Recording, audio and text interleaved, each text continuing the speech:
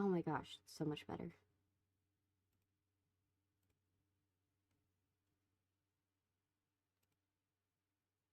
Okay. Is it live on Twitch as well? Twitch. Yes. Okay, perfect. Everything's live. Finally.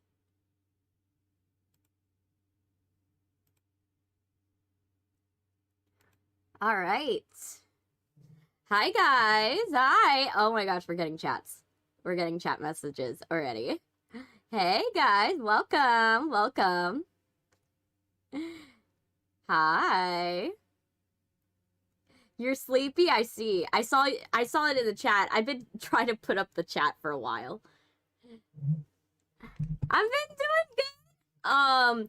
We were supposed to have a stream yesterday, but then my family had let me know that they had scheduled the Santa visit.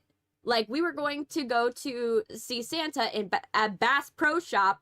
Like, we were gonna do that yesterday, and they told me this at like 9 o'clock at night, and I'm like, the day before, and I'm like, okay, 9 o'clock. So I find out like Sunday night, like at 9 o'clock, that, oh no, oh yeah, that stream that you were gonna do, yeah, at the same exact time that you're supposed to, like at around like, let's say 9:30, no, it was 10:15, we had to see him, but we had to drive out like about an hour to go and see like Santa Claus at Bass Pro Shop. And so we had to literally go and I had to be like, okay, I gotta postpone this. So that's why I was like, just so that way you guys knew it was today and not yesterday, I was like, I have to absolutely make sure I put the video and I put the day for tomorrow.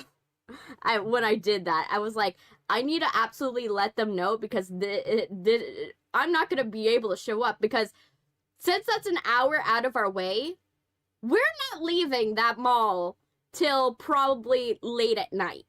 So whatever it was, whatever time I wanted to do, I was gonna go live, like even if I did a later time, I would probably not meet that time. So I was just like, let me postpone it to the next day. So that's why we're going live today. That's literally what it was. For those of you who don't know what a Bass Pro Shop is, think of this, the best way to describe it's basically America in a store is the best way to describe. The entire ceiling is like, looks like the entire ceiling is basically like fish, like it's fish, and like it looks like a rusted ship.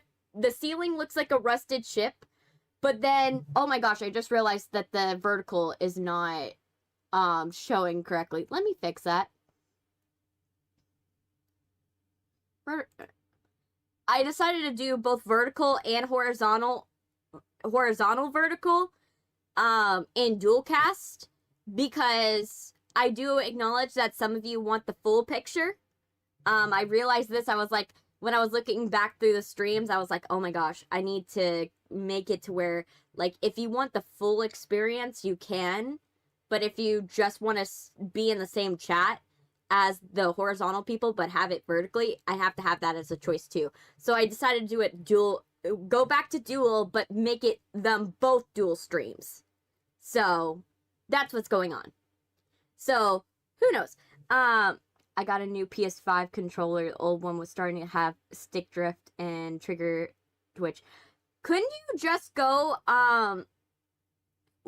with most gaming companies, if they have if they're notorious for stick drift, what you can do is you can actually file a claim with them, and usually they will replace it free of charge. That's what my brothers did with their Joy-Cons, for their Nintendo Switch. For every Nintendo Switch, like Joy-Con that has ever started to have stick drift, we just send it back to the manufacturer, and we get a new one, and then we don't have to worry about it. Some stores even do trade-ins like that, where they'll go and they'll do the thing for you, and they give you the manufacturer one in place, so that way the manufacturer, don't have to deal with the shipping. Oh, yours is out of warranty. Oh, that's totally understandable. It happens, but yeah, for anyone that lives in another country that is wondering what Bass Pro Shop is, it's basically America. But in like a store. So like they have a shooting section, they have like a boat section, they have during Christmas season, they have a shooting range that we all will go and like we'll play at the shooting range. So that's what we were doing, before we took the pictures with Santa Claus. It's right next to, by the way, right next to Santa Claus is a shooting range. They have one for archery and one for guns. The gun one's more fun, but we go and shoot guns next to Santa,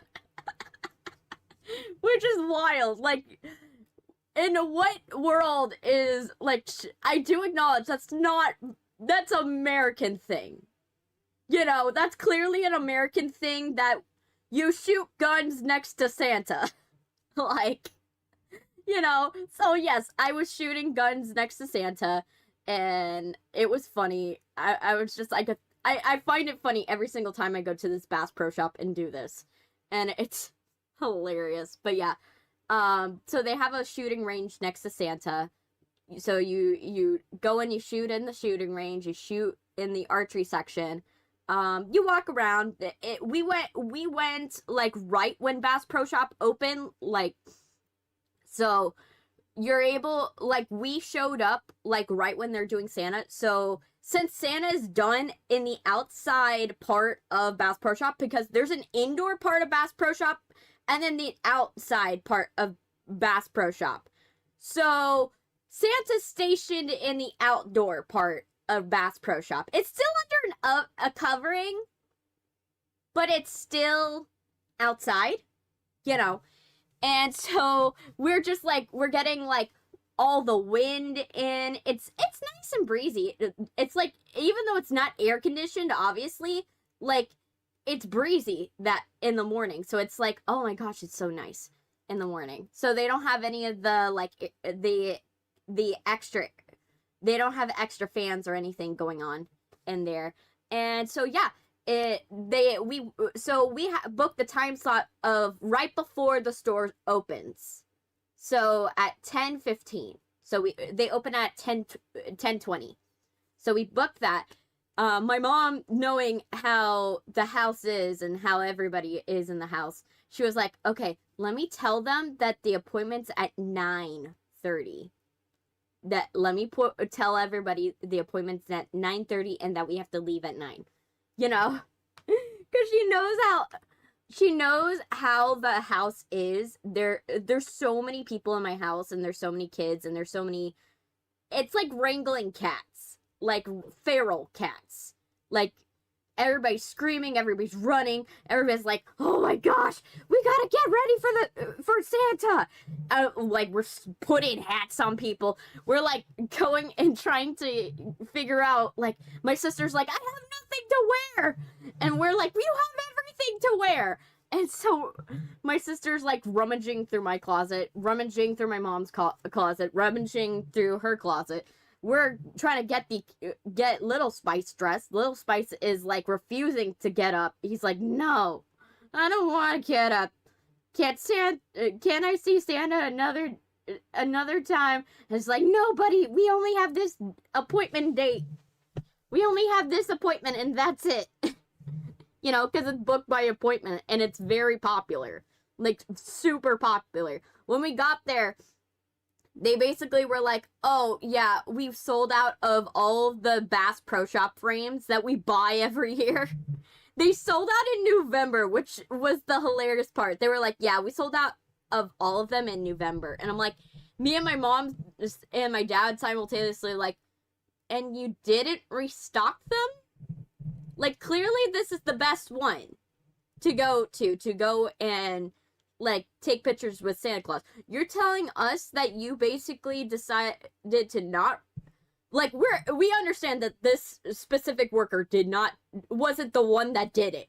You know, we know this is a corporate thing. It's like, so you're telling me Bass Pro Shop decided, you know what, one of the more profitable parts of the year, like, and that you sell frames and toys and stuff like that in front of Santa Claus, because they have a ton of children's toys in front of Santa Claus. So it basically guilt trips the parents into like buying stuff to keep their kid, you know, normal.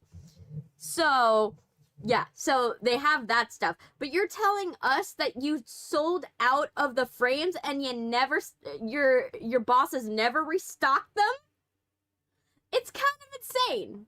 I was like, why? Why Bass Pro Shop? But anyway, so anyway, reminds me of that internet lady I used to meet back in the day before moving to the US that had a bunch of cats and sleeping in a rice cooker. Like, nah. It's really hard to like get everybody ready in the house when there's 7 people to like get a hold of. Like, it's a lot. Yes, there's so much BS. That is BS. Like I said, it makes no sense because you go to Bass Pro Shop not for the photo, to buy the frame. Because you buy the Bass Pro Shop frame that you put the photo in. Because you want to basically be like, yeah, that's where we went when we got the photo taken. You know? That's part of the experience. You know? But I digress, you know? And so we were also making sure that we also had to be careful because we also my mom chose that time because it's right before my brother's girlfriend had to go and start her shift at a luxury clothing brand. So I'm not going to say the luxury clothing brand, but let's just say it's right next, hers is right next to the Fifth Avenue. Saks and Fifth Avenue stores. So, and yeah, it's a lot. But yeah, so basically she went and so she scheduled it very early for them, so that way obviously we have enough time to go and, you know, for her to go and clock in for her job. So it was like wrangling cats. I'm ready to go. Like, I'm the first to go. I decided though to not go to sleep though, because since I had found out the night before, I was not about to go and accidentally sleep in and give my mom a hard time. So I was like, you know what? I'm just going to stay up. And so I stayed up. I closed my eyes, but like purposely forced myself not to go to sleep. Like, I rested my eyes so that way I look rested in the pictures, but I did not go to sleep. I absolutely made sure I did not go to sleep. Hey, at least I got Zack Snyder to take a picture of my family in an old camera and contacted him fair. I see. But yeah, so for me, I chose that for myself. And yeah, I literally, we did that. Drank coffee in the middle of the night. I did drink coffee, at 7 o'clock that day. 7 o'clock p.m. that day. So I did make sure to drink coffee. I did a lot of work. I also was, recording vocal chains. Because in my 5 a.m. train of thought, I was like, oh yeah, let me turn my cover of Cindy Lou Who into, a whole medley. These are the things I do when you leave me to my own devices for a little too long. I decided to turn Cindy Lou Who into a whole medley. So I morphed it into the song Heather by Conan Gray goes into Cindy Lou Who, goes into All I Want for Christmas, and then Merry Christmas, Please Don't Call. I became insane. That's insanity. That's what I did. I was like, you know what? Let me record vocal chains with my eyes closed. Let's do that. So, yes, that's what I did. That's what I did. And so I did not go to sleep before I took the pictures, but I made sure I looked rested. Yeah. Yeah, that's what happens because I'm an overthinker and I also am a crazy person. So, why, this was the train of thought, right? Of why I did it. I was doing Cindy Lou Who's, like, harmonies, but I was like, feels so stale. And then I was like, I kept on, like, thinking about, like, All I Want for Christmas. And I was like, and then at one time, while I had the song Cindy Lou Who was playing, the instrumental. I then I sang All I Want for Christmas, but to the instrumental orchestration of Cindy Lou Who. And I saw, it sounded so perfect as a harmony. Like, think choir, like sad choir, right? Like, do a sad choir version of All I Want for Christmas, right? And so I did that to the orchestration. I was like, oh my gosh, this works so well as a harmony, right? It harmonizes it so well because it works as a counter harmony, right? And then I was like, wait a minute. I listened to, then I was like, can I do this for the lower harmony? And that's where it went downhill. Because then I went through the music tracks, and then I was like, I listened to Heather by Conan Gray, and I'm like, I could do this for the bassline harmony. I could do this for the lower harmony. Sabrina Carpenter, Dolly Parton. I never expected that Keanu Reeves in the 90s wore Dolly Parton's bunny suit. No joke. Look for it. Nah, I believe it. Nah. I saw it, like, Dolly likes to work with younger folks, so and that was during her rock era where she collaborated with Miley Cyrus and Måneskin, and she had collaborated with a bunch of other artists during her rock era, so it was post rock era for Dolly. So she decided to go and, you know, also collaborate with Sabrina Carpenter, but on something a little more country. So that's why she did it. But yeah, I personally, like I said, I'm a mad woman sometimes. So yes, I decided to do that medley. So then I basically did Heather, but as the bassline lower harmony. So I did as the lower harmony of the song. So I harmonized Heather, All I Want for Christmas, and Sabrina Carpenter's Cindy Lou Who. And then I was like, it's not done. It's not done. Cause I kind of wanted to add something else. One song I felt like I wanted to add at the end was Merry Christmas, Please Don't Call. Right? Hey, Ollie. I haven't seen you in a minute. How you doing? Yeah, I literally was like, oh man, I'm not done. Don't hate yourself. That's not a good thing. Don't hate yourself. There's nothing wrong with you. Why you mad at yourself? What did you do? What did you do?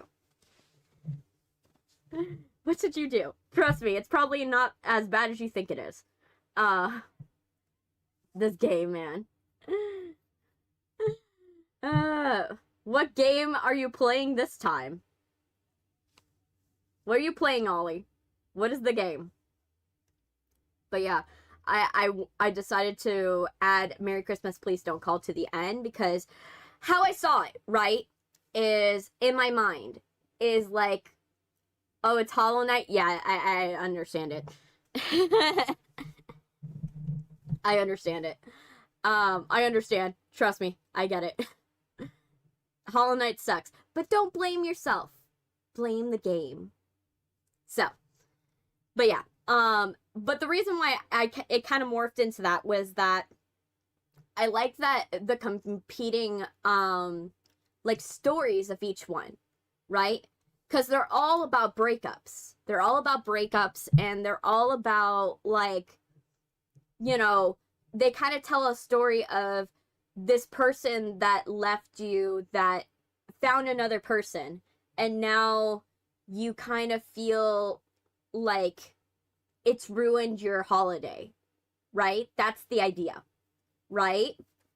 I've been going on for an hour, and then my friend said Lou's kin takes over 100 hits. Oh gosh.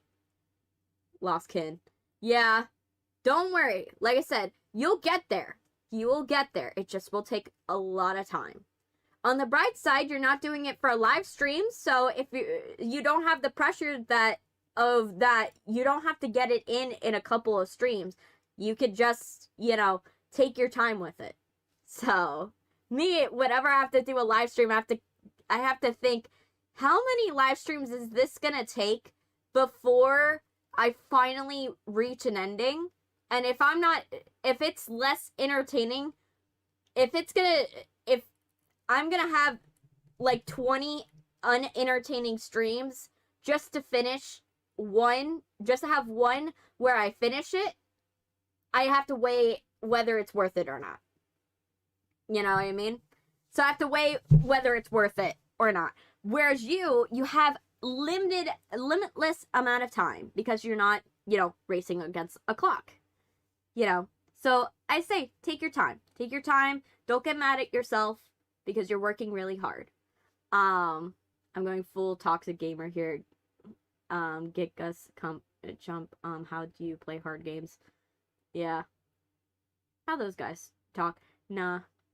Also, I've been gone for so long because my other account's been banned, and now on a new account, I lost all my subs. Oh man, I feel you. What did you do to get banned? Like, cause it's really hard to get your account, like, fully banned. Like, by YouTube. It's really hard for your account to get fully banned by YouTube.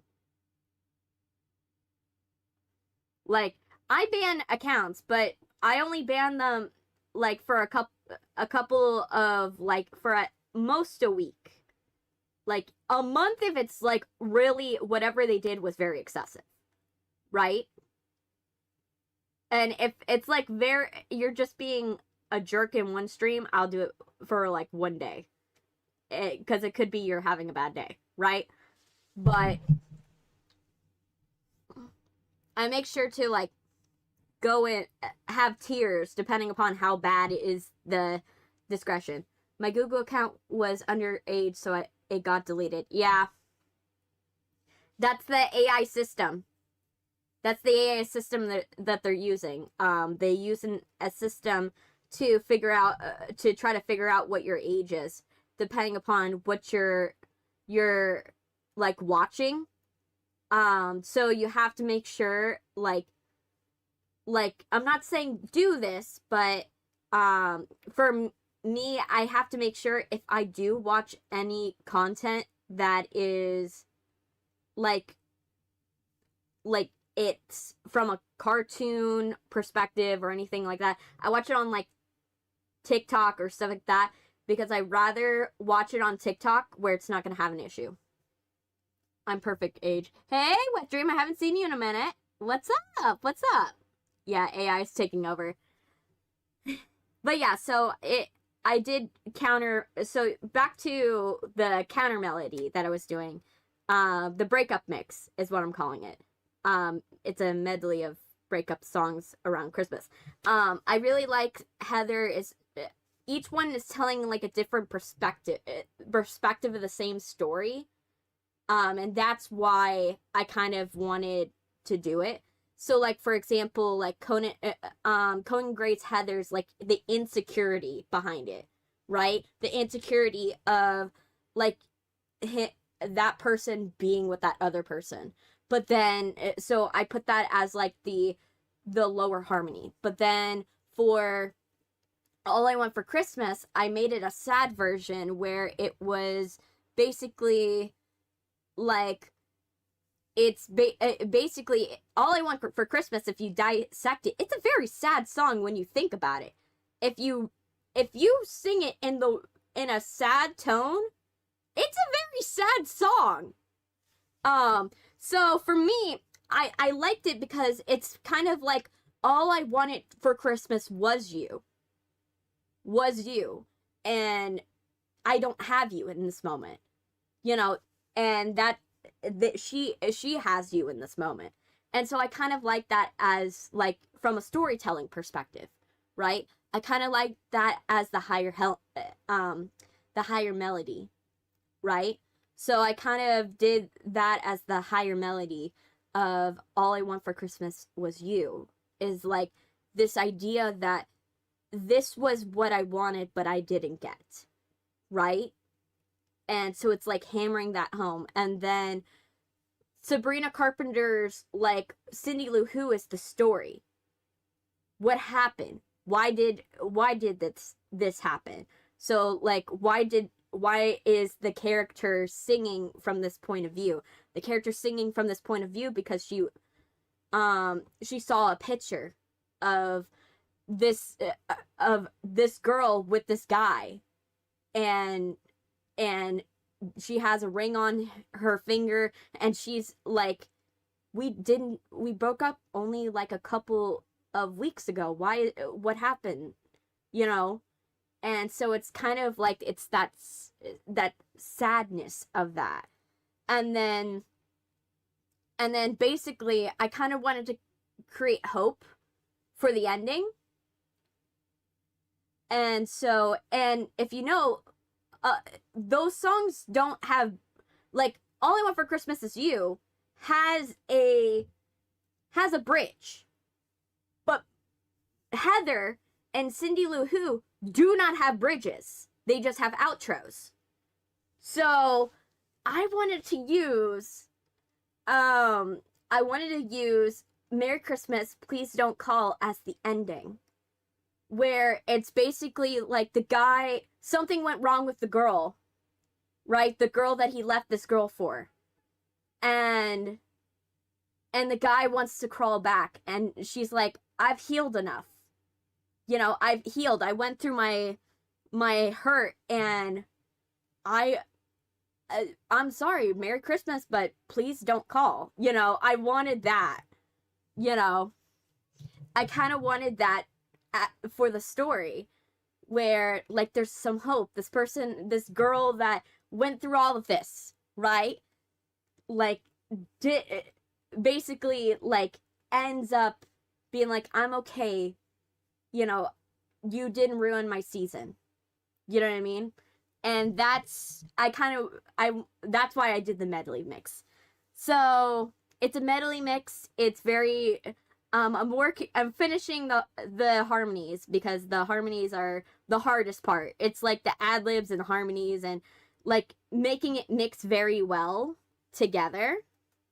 Making it all mix. It's also like, whoever's gonna listen to this, oh my gosh, it's gonna be a counter-processing nightmare. But this is how I listen to songs, so like, and how I think. So it's kind of like a demonstration of how my brain works a little bit, because I have multiple thoughts going on in my mind at the same time, simultaneously.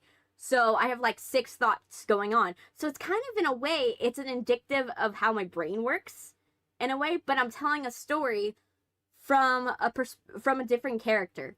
But the reason why I chose these songs were for a completely different reason. I chose Sabrina Carpenter, Cindy Lou Who, because I started the year with listening to a lot of Sabrina Carpenter. I listened to a lot of Sabrina Carpenter, and I started the year also listening to a lot of Maisie Peters.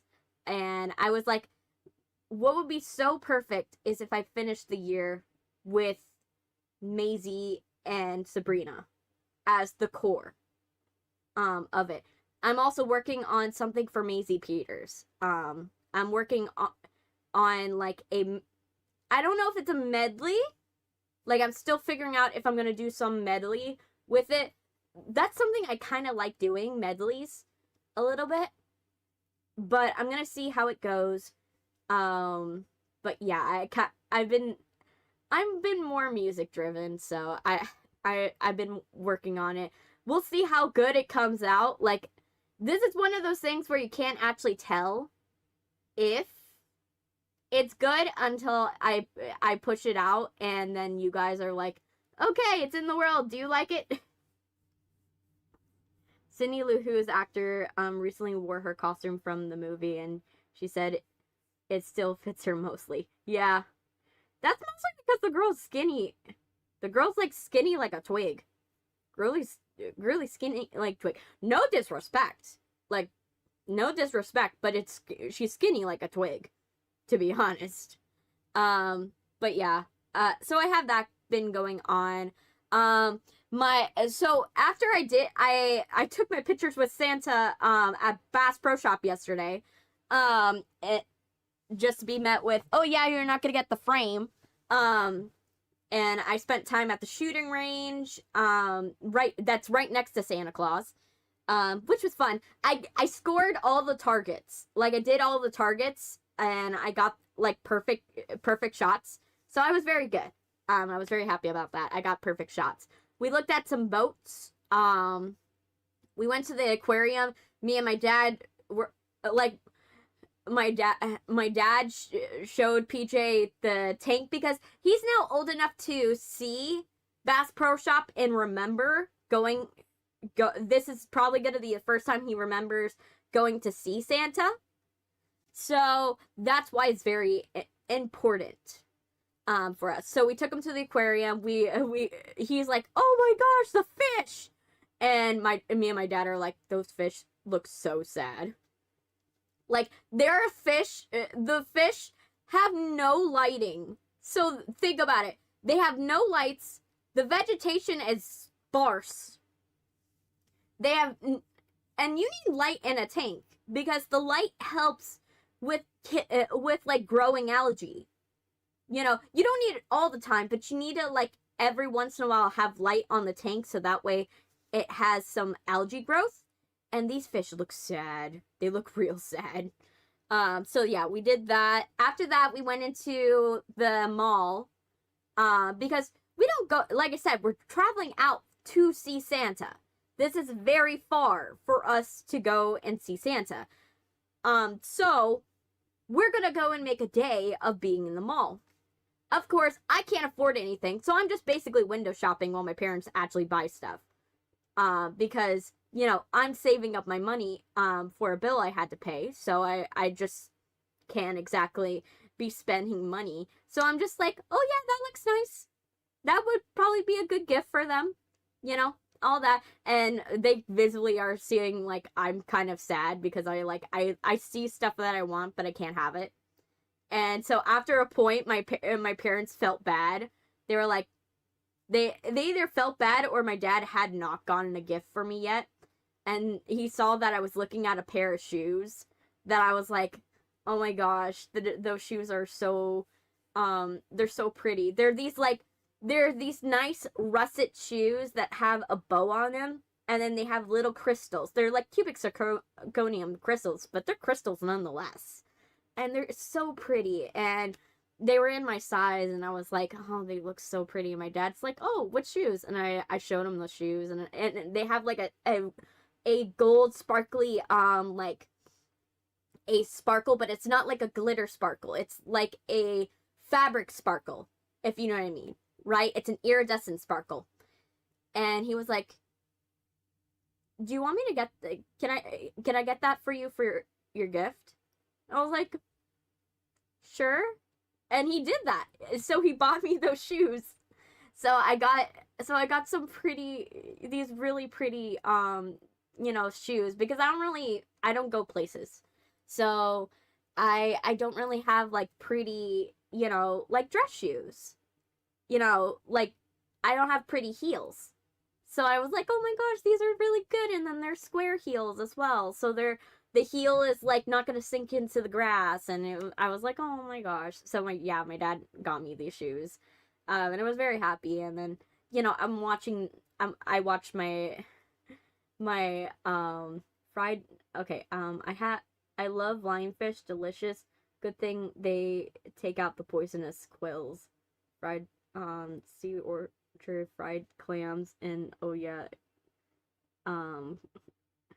and cow brains. I've tried fried clam, and like my family has had lionfish. I haven't had the lionfish in question, and I haven't had sea, are you trying to? Did you mean urchins or orchards? Orchids.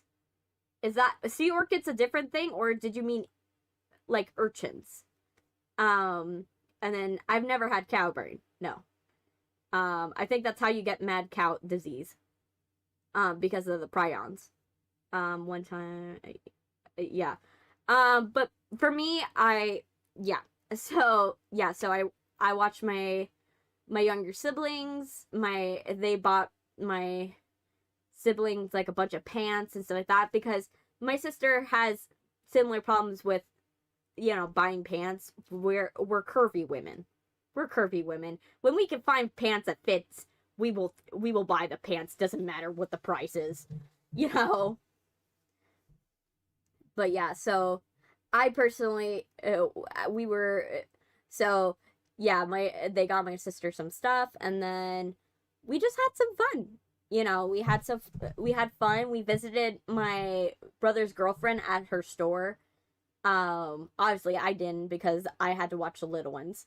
Because like Little Spice, he doesn't understand that Little Spice and also my sister don't understand. You stay away from the middle section of the mall. You stay away from the middle section where they have those like cart vendors, because the cart vendors will either try to sell you something, or two, they're not good people. Like sometimes they're not good people, because they'll go and they'll try to scam you. Or another thing that can happen, which happened when we were at the mall, and this was scary, is that we were walking away, right? We were walking down the way, and Little Spice, one of the vendors says, "Oh, you want to try this? Try this." My parents are all the way ahead in the front. Luckily, I heard that, and I ran back to Little Spice and was like, "No, come on." But that could have been a dangerous situation, especially in a very busy mall. In a very busy mall, and first of all, no adult vendor should ask a child, a 5-year-old, "Oh, would you like to play with this?" No one. Because you don't know, one, if that kid's parents are walking with them and you're drawing them away, or two, for all the parents know, their intentions are bad. What is the stream about? I was just recommended. I'm confused. Oh yeah. I'm a VTuber. I do horror streams. We're right now just chatting for a bit, and in 20 minutes we're gonna go and play Crime Scene Cleaner. Where it's basically a game where we go and we clean crime scenes, dispose of bodies, and try to solve the mystery of how did they die. And so I like to chat for a minute so I get all of my things and everything out of my head before we go into the game, because if I go into the game without saying all these things, then they're just gonna take up the whole entire playthrough, and I'm gonna be like stopping and going and stopping and going, and I rather not stop and go. I rather just chat first and then go into the game, and then we're just jiving for the most part. So that's really what's going on right now. So yeah, so I'm chatting with everybody, seeing how everybody's doing, seeing like what's up with everyone, and then in about 20 minutes we're gonna go into Crime Scene Cleaner. We're gonna enjoy the game, and then we will see how did they die this time. We know it's the game dev. We're gonna be seeing the death of some game devs, but that's all I know, right? I saw some cryptic pictures of this, so I was like, okay, let me see how this goes. We binge chill. Yes, we binge chill. Yes, definitely. Also, for those of you who wonder, my basement dwellers, for those of you who are wondering what I am drinking today, I am drinking coffee. I'm drinking coffee. I'm trying to, I'm drinking coffie like always. We went for a salted caramel coffee today. So I made myself a salted caramel coffee. Because I was going to have a little more of a sip of that conquito that my mom made last night to celebrate that we got this picture done, because it's a big undertaking for my family to get a holiday picture done. She made us all conquito. So conquito, if you don't know what conquito is, think of an eggnog, but it has no egg in it. It's more compressive. It's more of like a vegan like eggnog, because it has coconut. It has coconut, not vegan, vegetarian. So it's like, it has like coconut, it has condensed milk, it has evaporated milk, it has rum in it. We had to do the top shelf rum and the coconut rum because we ran out of the coconut rum. So we got our top shelf Havana Club, that you have to get from another country in order to have it. We had that. We also, you go and you put, cinnamon, and then you add a bit of nutmeg. That's conquito. So, yeah. So my mom made homemade conquito. We actually, we filled up the whole fish, because we have a fish bottle that we put our conquito in. So it's like a fish that we put our conquito in. So we have a whole fish of conquito. We have eggnog and rum tomorrow. Yes. But yeah, we're waiting for it to chill in the fridge. But it's an entire fish. This is a tall fish of conquito, because we fill up the fish. So we have a fish of conquito, but we had to do everything in half, so we actually have enough to make a second fish of conquito. So once we finish the first fish, we're gonna make another fish of conquito. And we've been thinking about, because there's so much conquito, we're going to probably give the second fish to our neighbors. So that way our neighbors can get lit in the holidays. But yeah, conquito is really good. It tastes amazing. If you ever have someone lovingly make conquito for you, enjoy it. Enjoy it, definitely. Because it's a very nice one. Fish and eggnog. I'm Hispanic and I haven't heard of this. Okay, we have a bottle, like a liquor bottle, that's in the shape of a fish. So we put the conquito in that fish bottle. In that bottle that looks like a fish. It's like a full bottle, like a glass bottle that's a fish. And so we put it in a fish. We call it the fish bottle. And we put all of our drinking concoctions in there. So yeah, drink responsibly. Drink responsibly if you're gonna drink. But yeah, so I had a shot of that conquito and I was like, oh my gosh, it's so good. Obviously it was warm conquito, so it's not as good when it's warm. It's better when it's chilled. But conquito is so good. It's so good. You guys don't know. Like, unless you've had conquito, it's one of those things where it's like, oh, conquito. So good. But yeah. But, so we were so we had fun. I'm back, from subscribing to Ollie. Oh my gosh, you're being so nice. Subscribing to Ollie. Oh, that's wonderful. Well, I hope Ollie appreciates it. You know, especially losing his account. You know, that's not fun. It's not fun when people lose their accounts. You know, I figured that was gonna happen when they had instituted the new policy. They were going to start removing counts. And especially you guys, I don't know your ages, and I'm not asking for them. Please do not put them in the comments. Please do not.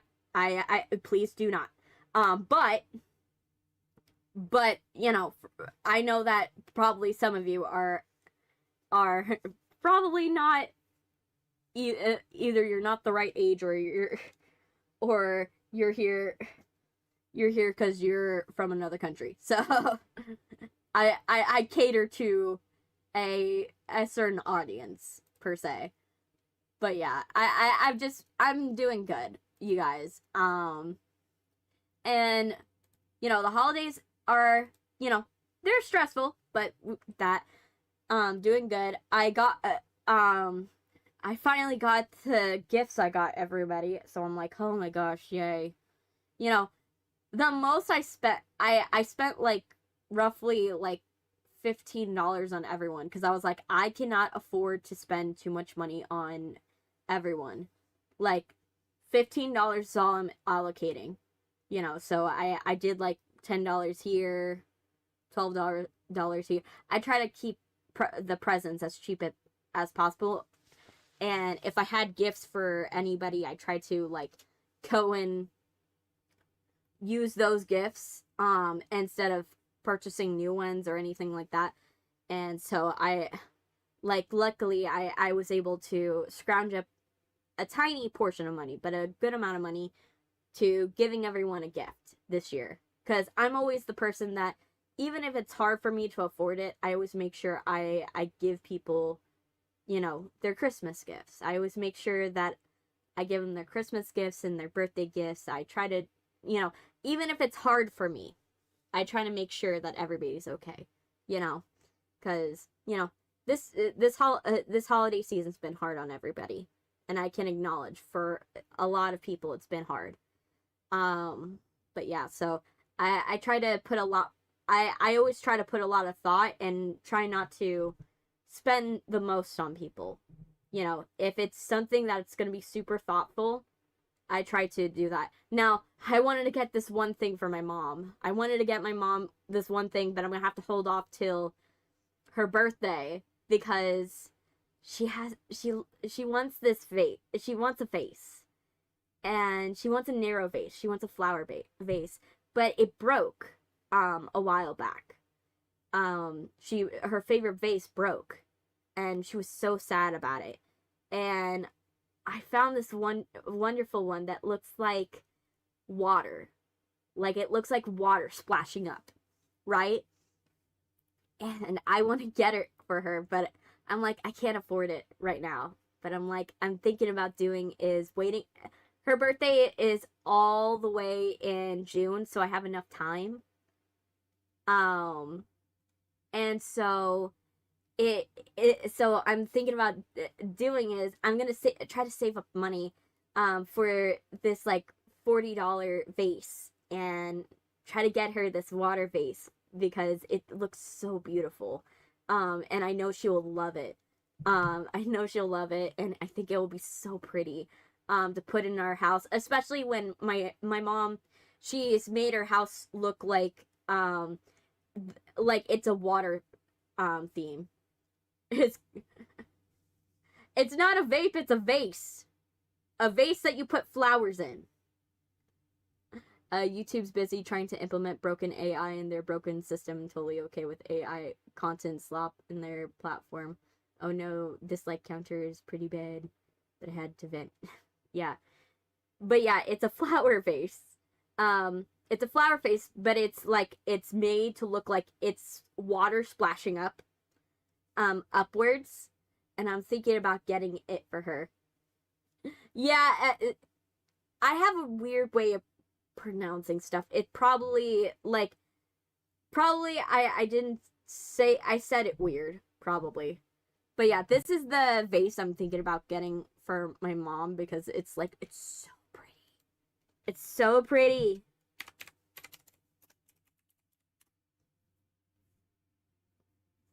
Let me show you it.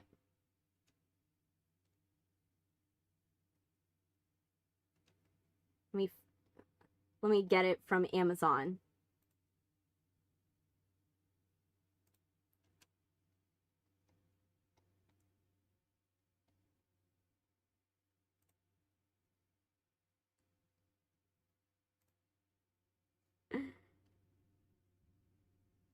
There you go. Waiting for the system to like actually update so I can like, there.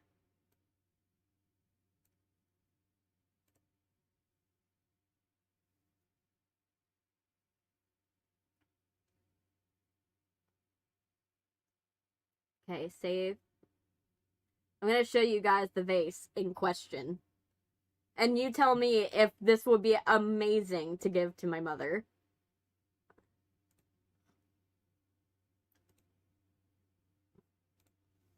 Like, if you got this as a gift, would you, like, be like, oh my gosh, this is so thoughtful?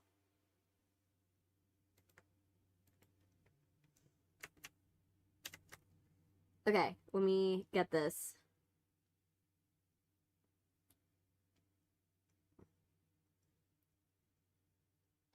Where is it? Images from you. Browse.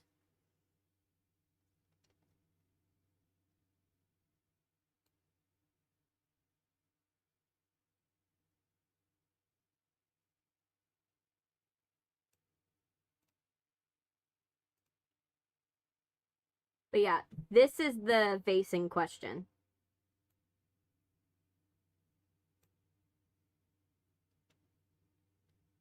It's like $40. But it's very pretty.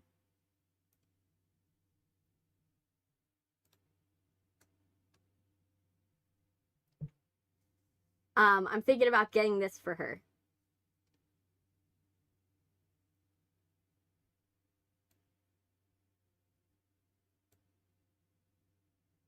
Let me see. Did I mess up something? Oh, the background. Let me fix that.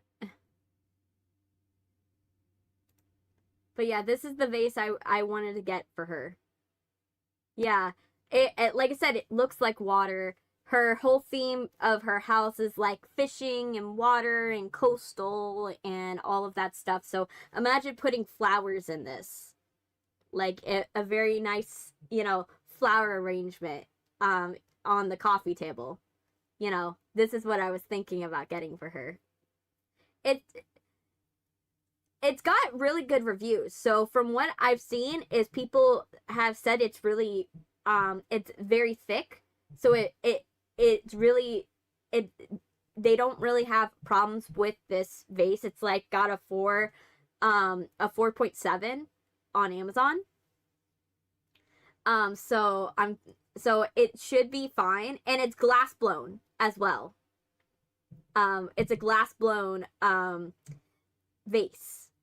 So it's a handcrafted vase that someone had to make, you know, and that's what's also even more special. It's one of those vases that someone had to spend time to make, you know, someone actually had to spend time on this and, you know, use their own well, not use their own hands, use tongs, but like use their breath to breathe life into this. And it's such a very beautiful piece, and it's $40, but I'm like, I'll save up for it. You know, I'll save up for it, you know, because that's a lot for me, but you know, I'm planning on saving up for it, and hopefully by June I have enough to buy it. But I'm like, I'm like, oh my gosh, I want to get her this so badly. I wanted to get it for Christmas, but I couldn't afford it.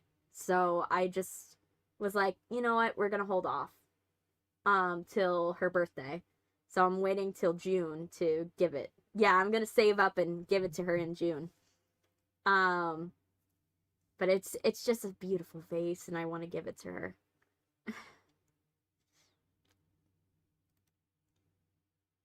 But yeah, that's what that's what I've been trying to. One of the things I've been trying to save up for is just save up for to give my mom, like, a really nice thing, you know.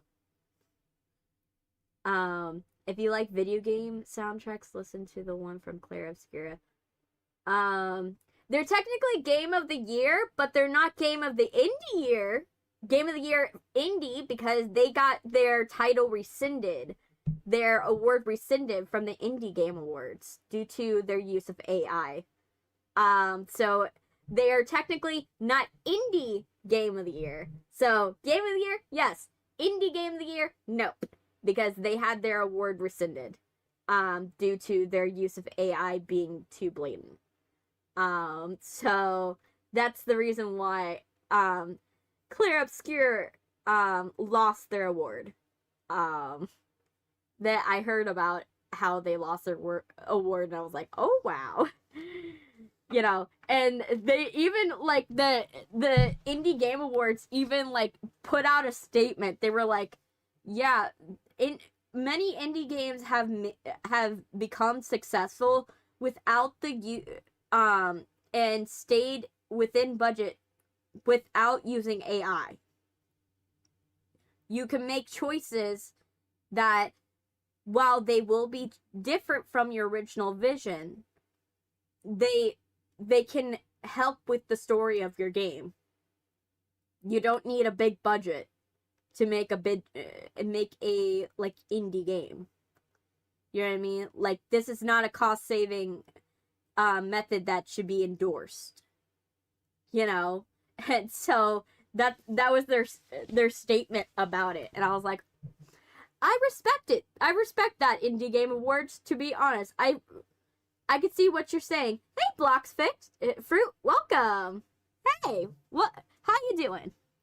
But yeah, and for anyone that's wondering about the outfit, by the way, because I haven't gone into the outfit. The outfit for today. The outfit is inspired by the Grinch. This is the Grinch look. It's very subtle. Like I said, like I told you guys before, it was gonna be a subtle Grinch vibe.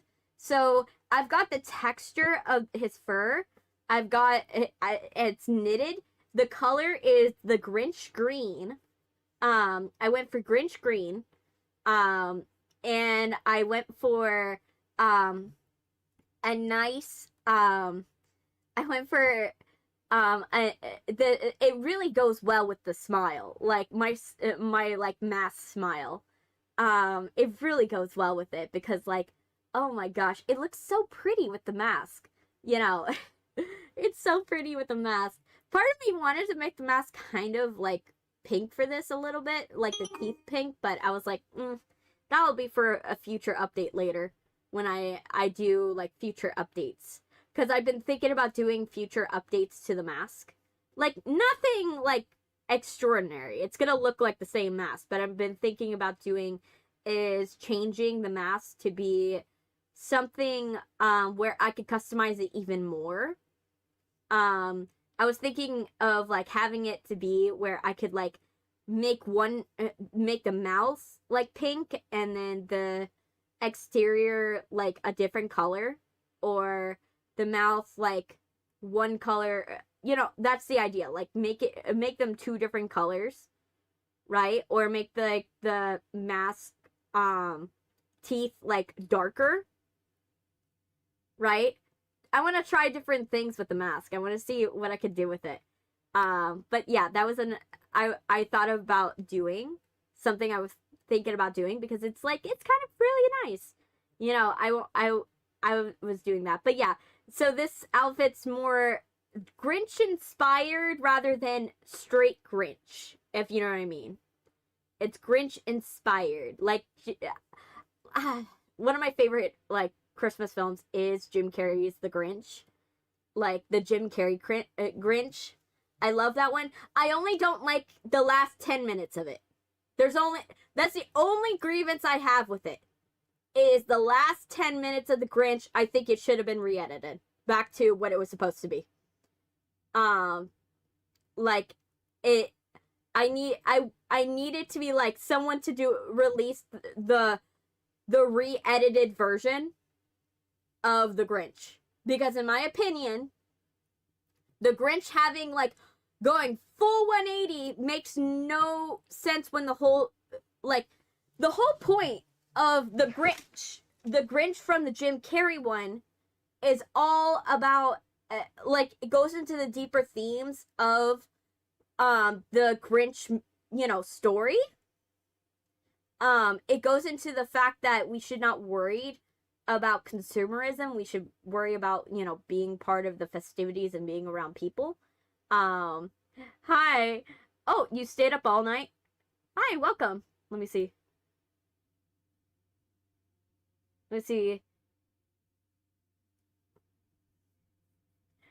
I'm a gummy. It says I'm a gummy.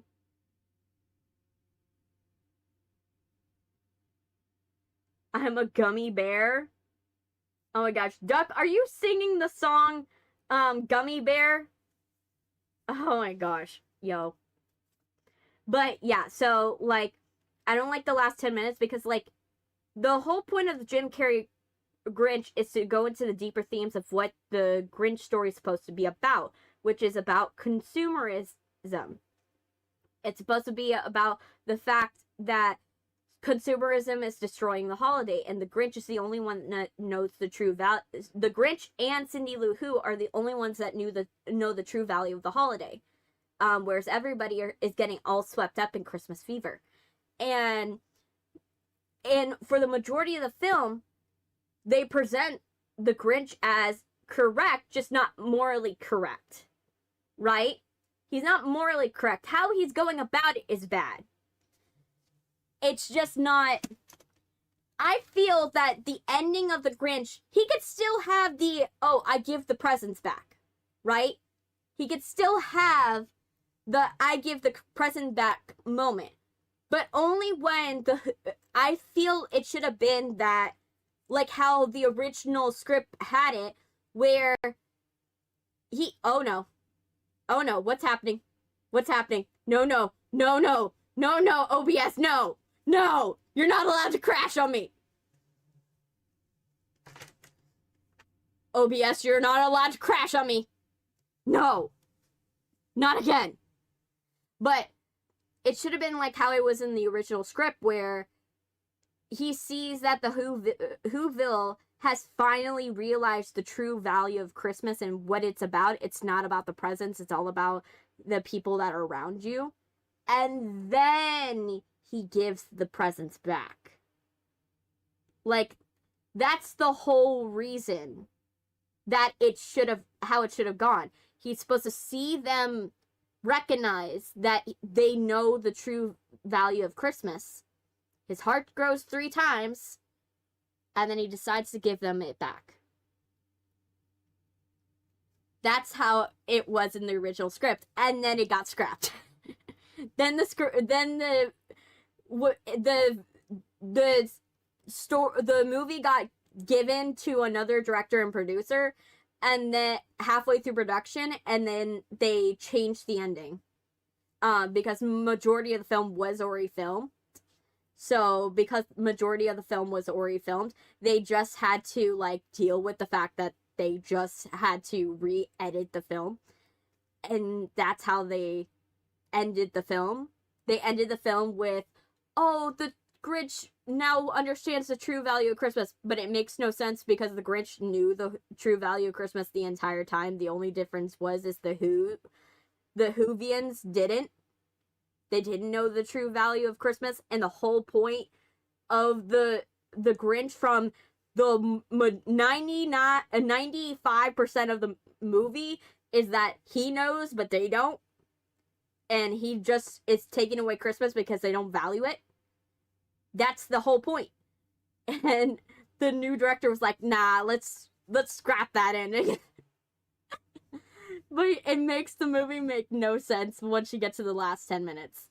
I really hope someone re-edits that movie one day and just gives the original ending back, because it will make so much more sense. So much more sense.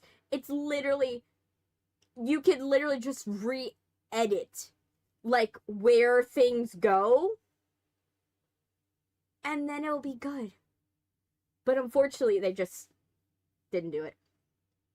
Yeah, a good AI editor could. I'm not gonna lie. I don't hate the idea of AI re-editing that movie. That last 10 minutes. At least someone. Just so that way we could reproduce a clip where it's basically like Jim Carrey just delivering the line, you know, with different words. Just so that way it works. Like, that's the only use of AI I would condone in this moment. It's just like, just re-edit. Like, it's really 2 minutes. It's 2 minutes that ruined the film. 2 minutes. It's a 2-minute segment right before everything happens. But it needs to go. It needs to go. Someone needs to re-edit it. It literally ruins the film. Be editing it to some monstrosity. I think this would be the one use of, like, ethical editing. The one use of ethical, like, use of AI to fix the Grinch Who Stole Christmas, the Jim Carrey version. Like, just that version. Can they just fix that one? I'll take it. You know, that one I'll stand behind. But let me get into Crime Scene Cleaner.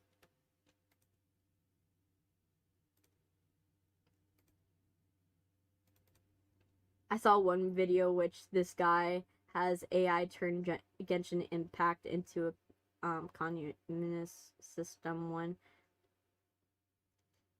How does that even work? Like, I can't even picture that. Wouldn't that make the game harder? If it does, I'd be surprised. Okay, so let's go into game.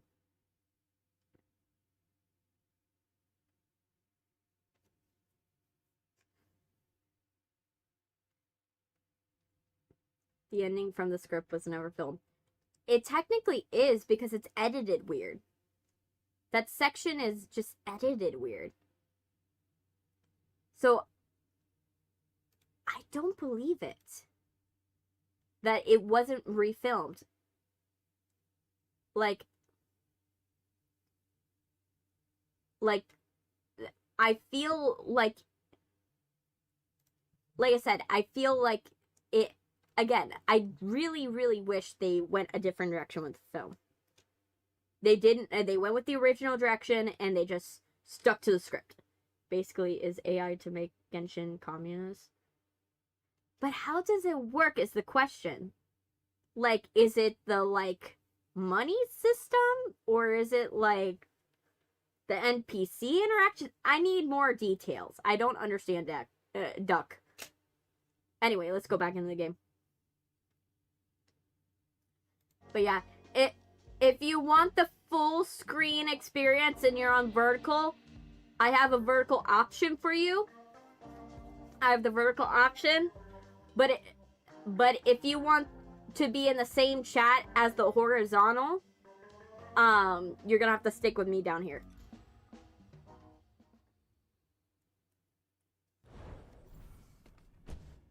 Okay, let me get my gamepad.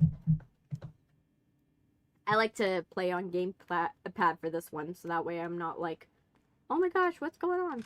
You know? Like, it doesn't confuse my stuff. But yeah. But I'm trying to get... Okay, why do you now have a hat? I don't like that. I don't like that you now have a hat. No, Okay. Just a reminder of what we are going to be playing today. We are the community. We have been selected to work for us, Mr. Kowalski. We believe the Wild at Heart CEO when he said his team was going to create the perfect game. The most addictive entertainment product of all time. Sadly, so-called life simulator product failed to meet our expectation. It didn't even reach the beta stage. We had to opt for the ultimate reconstructing, also known as the Purge. Now, you, the best cleaner in your area, have the honor of tidying up the place. We are the community, and if you're not with us, we'll make you regret you were even conceived. Okay.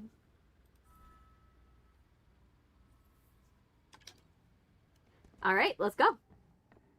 We're gonna go. But let's give Doxter some pats. Oh, thank you for following, Milkwacker. Thank you. Thank you so much. Thank you for becoming a basement dweller. Ah, Doxter. Times are changing, but you're still such a good boy.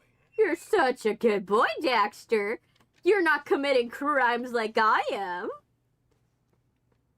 Oh, you are so sweet, Milkwacker. Who's a good boy? Oh my gosh, Kowalski. Oh, he's just such a buddy. We love Doxter. Doxter's our little buddy. Gotta go anyways, but good luck with the stream. Yeah, have a wonderful rest of your day. I hope everything goes well with whatever you're doing.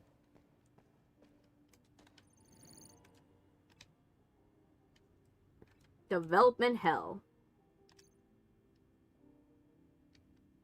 Okay, start mission. What?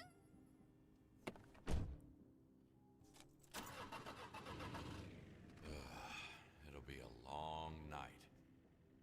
Yep, it will. I'm listening. Making games is no walk in the park. So many things can go wrong. People working for Wild at Heart's lost lives in the process, and their project still isn't in a launchable state. It would be a stretch to even call it a beta. I'm hearing how my brother is dealing with Little Spice.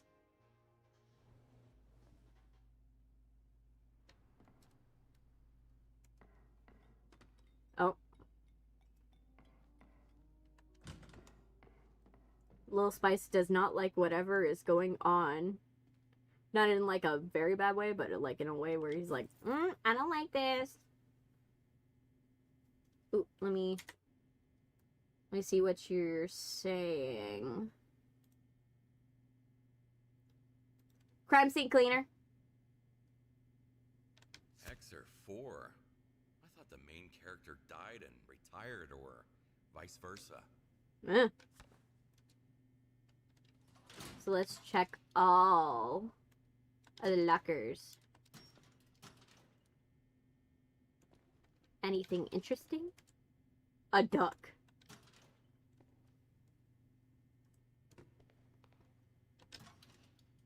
Shoes.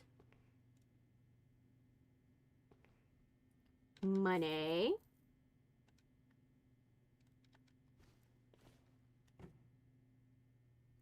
Donuts.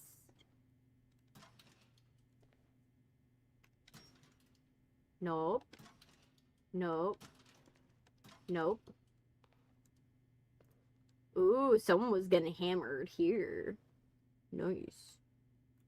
Okay, so let's check this way. Check the bathrooms. Nobody. Nobody. Great. No one actually died in the bathrooms this time. That's good. Okay, can't go in that door. Okay, let me close all of these because we don't need to. Let's close you, you, and you. And close you, you, you, you, you, you, you. There we go.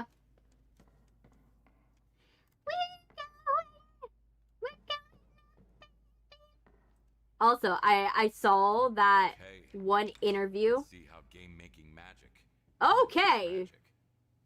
This is... Okay, someone had a bad day. A real bad day. Nope. Stairwell. Ooh. Just like... Did they just fall and drag themselves? Okay, they were stabbed. One look at this and even my bones start to crunch. Ugh. See. Okay, what happened here? Nothing too crazy. Okay. You look fine. You look fine. Okay, so no one died in the bathrooms. Good. That's a good update. That's a good thing. No one died in the bathrooms. Why do I have a feeling someone... There's so many lockers here. I have a feeling one of these is going to be that somebody, like, got shoved into a locker. Why do I have that as a feeling? Oh my gosh! It's a deadly duck! It's a duck with a knife. Who gave the duck a knife?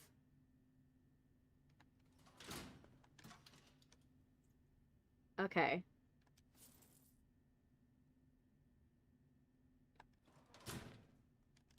Or maybe, like, one of these lockers is a secret passage. Like, that would be a cool thing for them to do, is, like, put a bunch of lockers everywhere. And because you're gonna check them instinctually, right? Wouldn't it be cool for one of them to be, like, a secret passage or something?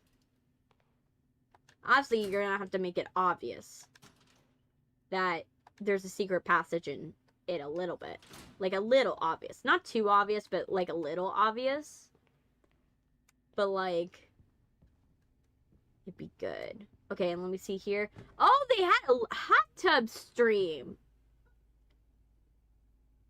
Okay, why am I convinced the ducks killed everybody? Like, that seems to be the common thread, is that whenever I see ducks in this game, murder is sure to follow. Right? Or maybe the ducks are psychically causing them to kill each other. Maybe that's what's going on. Oh my gosh, so someone tried to break in here. Anyone dead in the sauna? I see. Okay, no one's dead in the sauna. That is a decent update. That's a good thing. No one's dead in the sauna for once. I think that's a good outcome.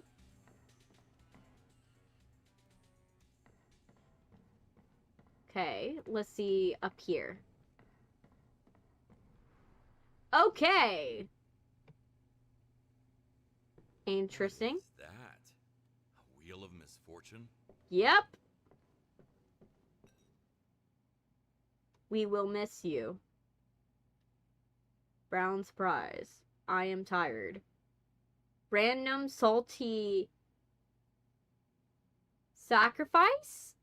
Random salary sacrifice? 50% pay reduction?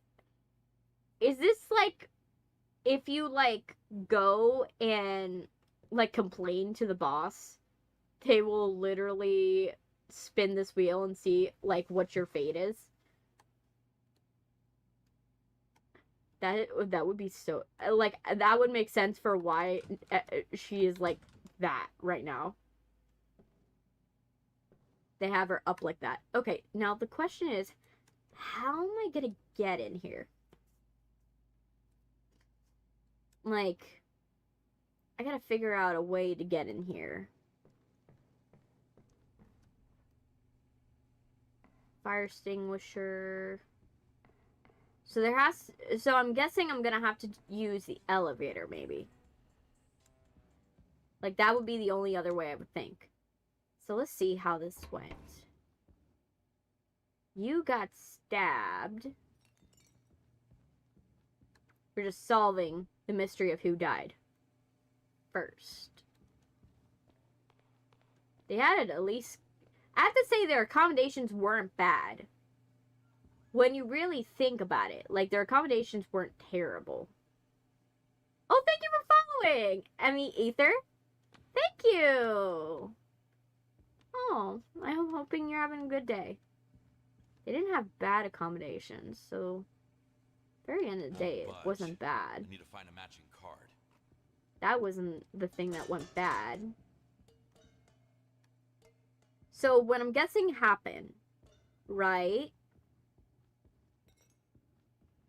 From what I'm analyzing from this, it had to start here, right? It started here. It started here. Straight from the Dark Ages. With this Need dude. to find out who it belonged to. It started with this dude. 30 years of unsuccessful writing career, marked by the absence of love, money, and perspective. We have led me here to the godforsaken hellhole of the gaming community. Everything I'm writing is getting shit on, and everything I say is getting laughed at. But they don't know about my secret plan. They have no idea I'm building a bomb in my apartment, and on one lucky day, I'll bring it here. And my name, my precious. I named it my precious, and soon my precious and I will be joined together in sacred bond of blood and explosions, and everything I do will be meaningless, and useless, and some even say even cringe. Oh, wow. Looks like he learned to stop worrying and fell in love with a bomb. Yay. So, he never got to explode that, because due to the proximity of this, either he was someone that came in. Hey, love your VTuber model. I have some weird tech issue that will leave and come back. I'm sure reading the script from the game without visual weird monologue. That's totally fine. That's absolutely okay. So yeah, I think that... So then they came in here. I'm guessing ate pizza. They ate pizza. They broke a bunch of stuff because they were mad. Right? Then they went over here, killed her. She was the next to go. She was probably playing pool or something. And then they were like, oh, stab you. And then they just kept stabbing her on the table. That would explain the blood. Let me see.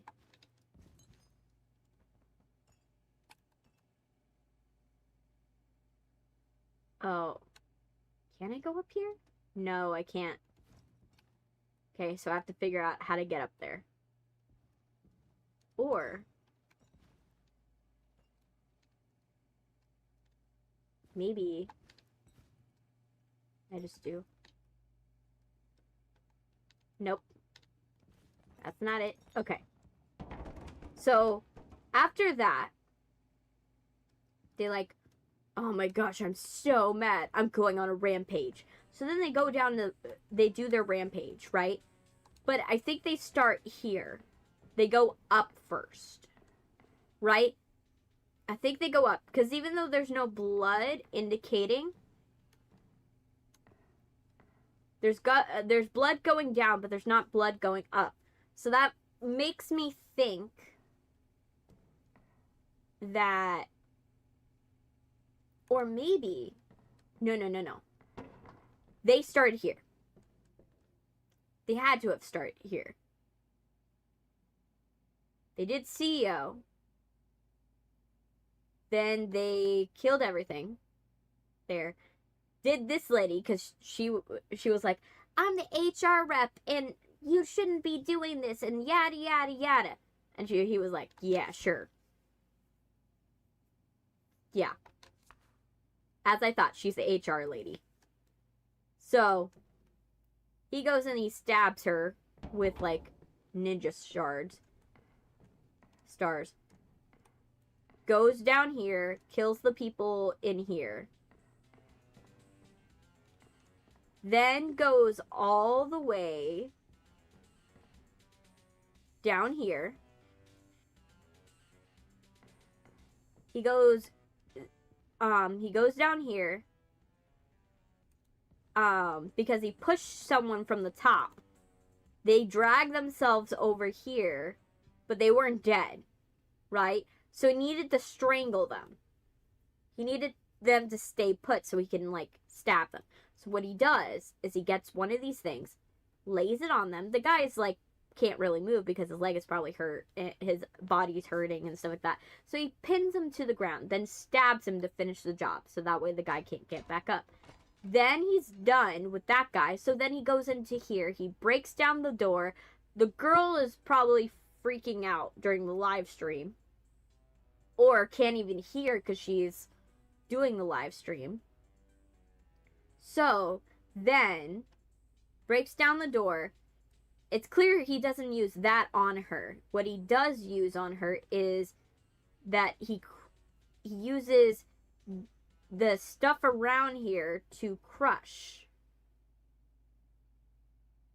To go and crush her. And due to the blunt force damage on her head, I presume this hit her. She got hit on the ground. He then hit her again, and that finished her off. Right? That's what I think happened. Now let's go to the elevator to see who is the very, very, very first person. Yeah, I can't open this door. Greg's room. We don't know how to get into that one yet.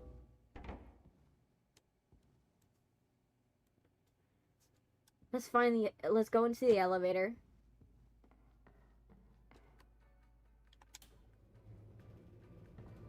Elevator.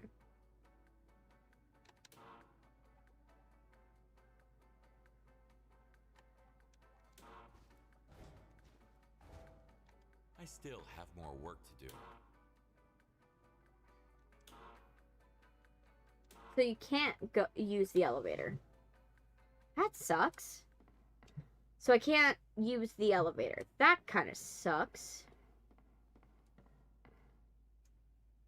Let's see. So can't go in here through these. No. I have to figure out a clever way to get in here.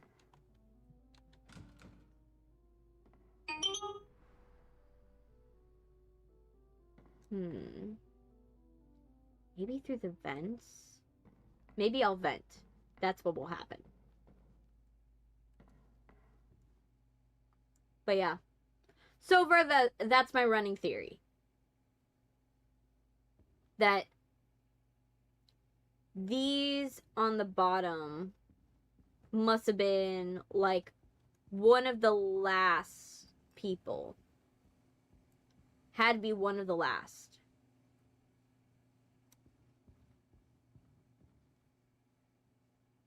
One half of a pool cue. Almost as sharp as my humor. Ah, poor girl. Wrong place, wrong time, girly. During someone's very, very bad Office Space day. Did you guys watch that movie, Office Space? Stabbed in the heart with a pool cue. To be personal. Or some crazy vampire hunter.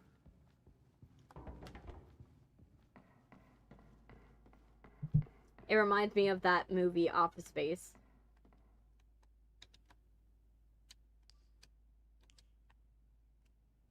Okay. There you go, girly.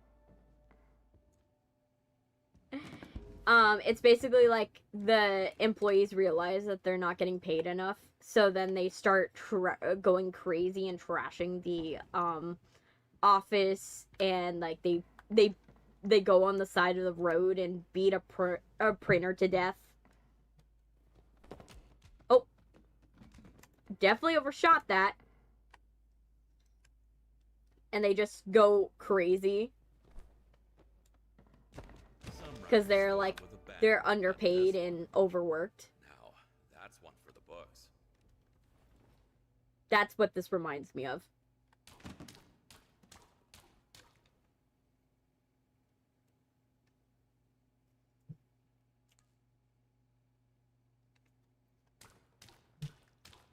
But yeah, it reminds me of that.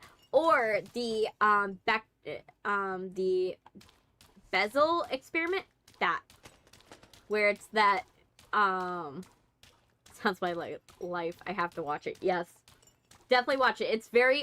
It's not old, but it takes place before, it's a movie that came out before The Office came out. So it's like pure 80s, 90s nostalgia. But I highly suggest watching it because it's really good. It's very funny. It has a bunch of very funny jokes in it. And that were borrowed in The Office. The Office does callbacks too. Because Office Space was one of them that did it first. There we go. Okay.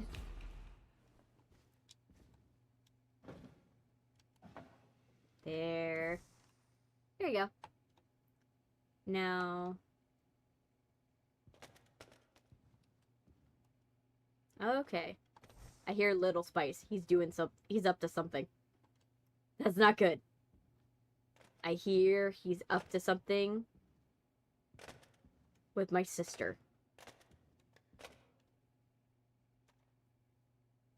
It's not a bad thing. It's not always a bad thing. But it's concerning to see that he's up to something. Okay. You look fine. Okay.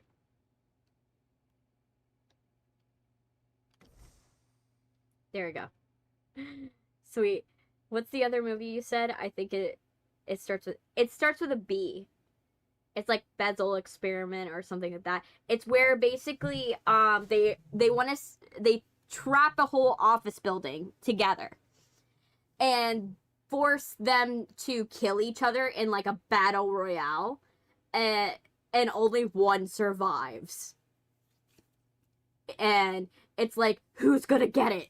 You know, who's gonna survive to the end of this battle royale? And so it's like, it's a wild one. Jackie Torrance, lead artist, cat owner, creative, takes courage. Oh, it's a mouse. It's a computer mouse. Okay, that's kind of funny. I love that. I love it. I love a Shining reference when I see it.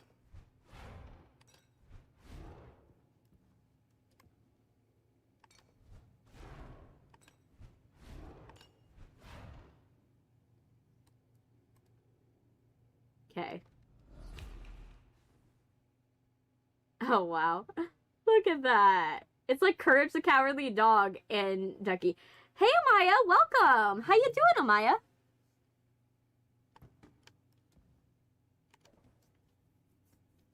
It's totally fine, girly. Half the time I'm late because OBS doesn't want to go and boot up. So trust me, I do not. I am not gonna at you for it.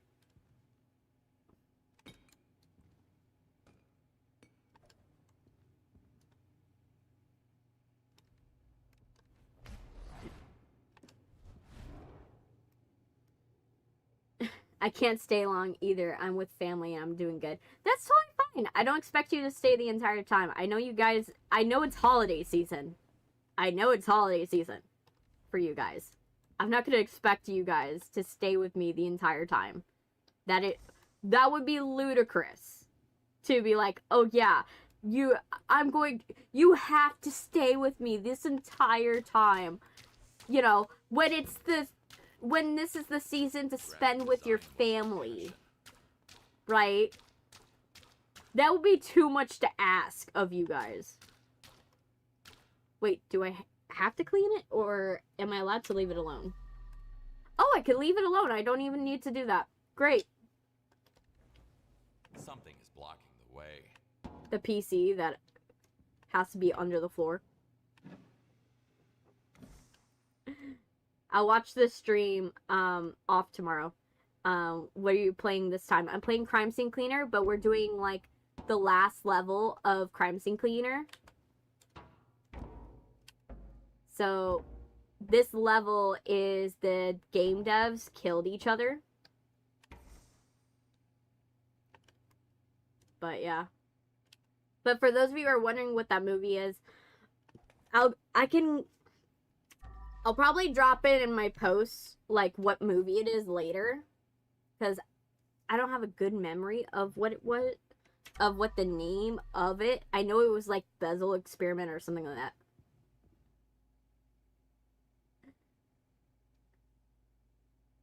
Yeah, cool. Nice chatting with you. Yeah, it's always wonderful when I have people to talk to. So it's nice that if I get to spend a little bit of time with you guys, I'll take a little bit of time rather than like no time with you guys.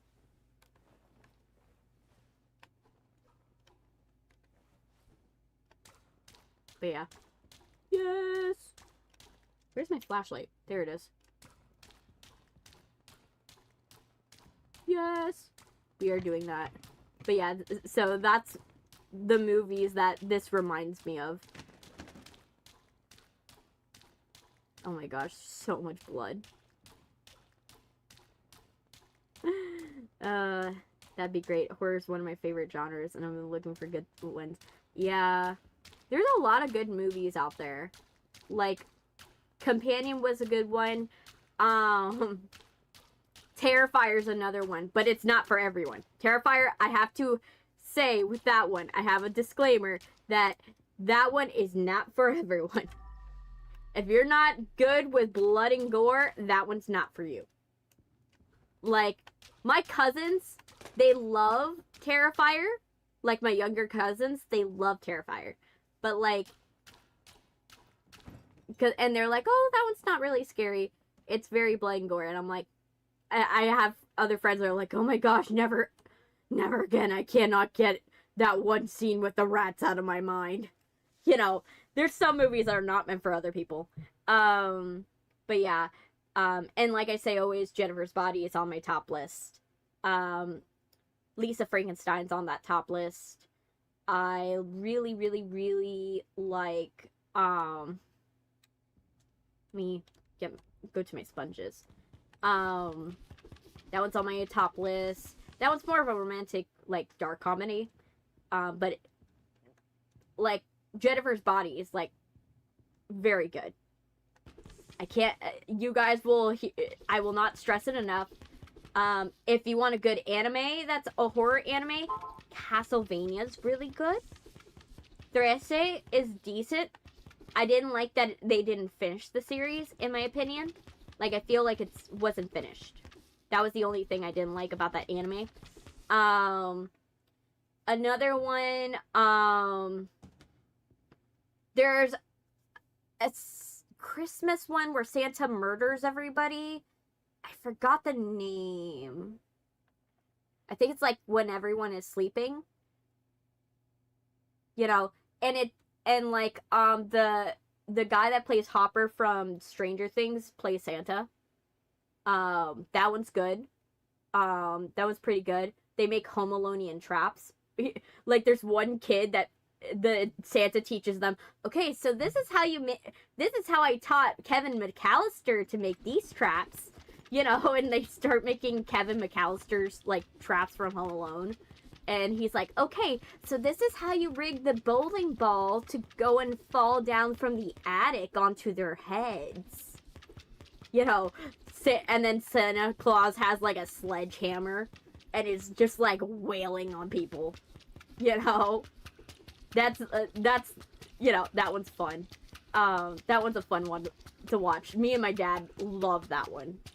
Because that one was, like, it was bloody and gory, but it was, like, actually kind of nice. The story was very nice. Like, it was doing it for us.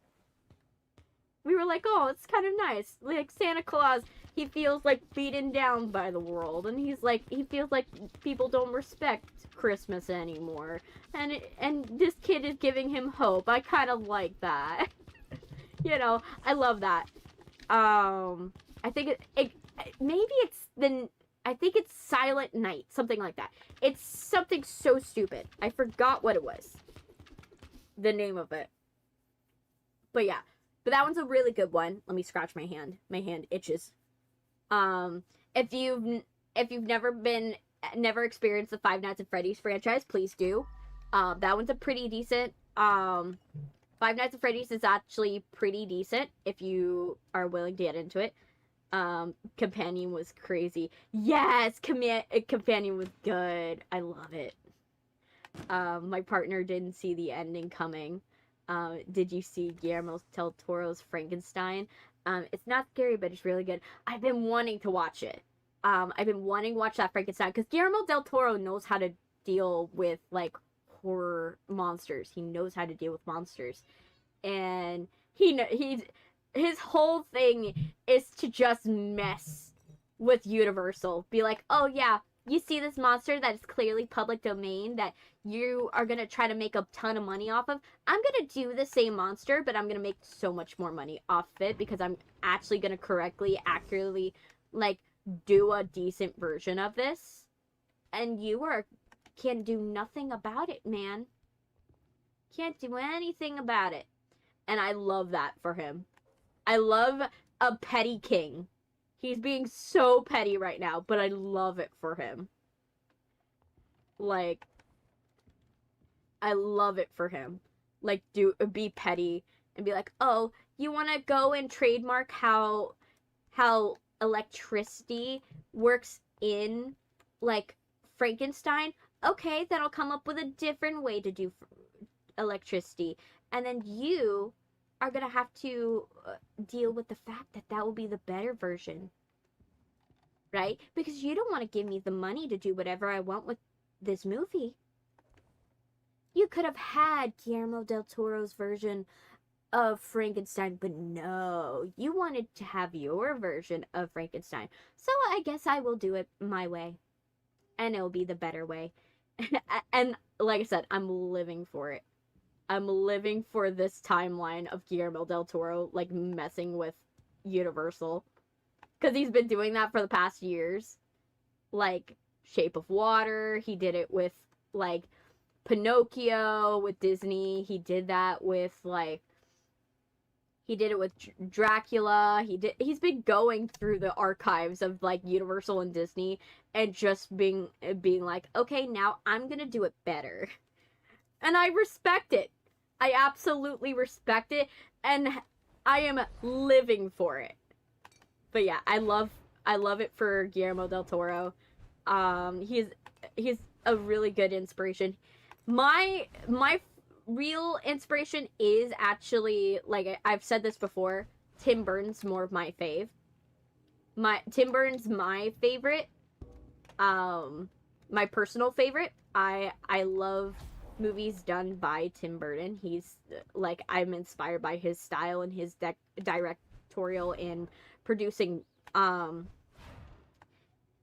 he conducts his projects, because him as a producer is very respected. Like, if you look into his process and you look into everything that Danny Elfman and everything that they have done, I didn't realize that's what he's doing, and that's hilarious. It is! It absolutely is! It's hilarious! It's absolutely funny. It's so good. And the thing is, he can get away with it. They can't sue him. They can't sue Guillermo del Toro for copyright infringement because he's using public domain. And for years, Universal's been using public domain monsters to get away with it. And instead of being creative and coming up with their own monsters and having to deal with ramifications of that. you know, coming up with a new organic story. But no, you don't want to come up with an organic story because that's too much work. Oh, but we can use these public domain stories that are just so easy to get a hold of, you know? So that's why I live for it. It's so funny to me.